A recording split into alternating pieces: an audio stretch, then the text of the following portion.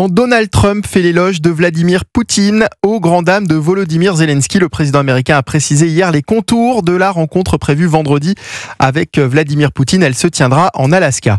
Pékin obtient un sursis des États-Unis. Donald Trump qui prolonge de 90 jours la trêve avec la Chine en matière de droits de douane. Le décret a été signé il y a quelques heures par le président américain. Il est arrivé in extremis, mais était attendu puisque les relations entre les Américains et les Chinois se sont réchauffées. Aurélien Fleureau, un terrain d'entente semble donc possible. Oui, la première trêve actée en mai dernier allait bientôt se terminer et Donald Trump a donc fini par expliquer que les négociations se passaient plutôt bien. Les 110 ou même 130% de droits de douane du printemps dernier semblent donc oubliés. Malgré tout, l'accord temporaire reste en vigueur. Il fixe à 30% les droits de douane américains sur les produits chinois, tandis que les taxes de Pékin sur les produits américains restent à 10%.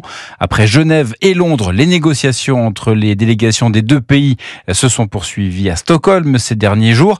Le président Trump a laissé planer le suspense jusqu'à la dernière minute parce que la Maison-Blanche voulait obtenir des garanties sur l'achat de soja américain par la Chine.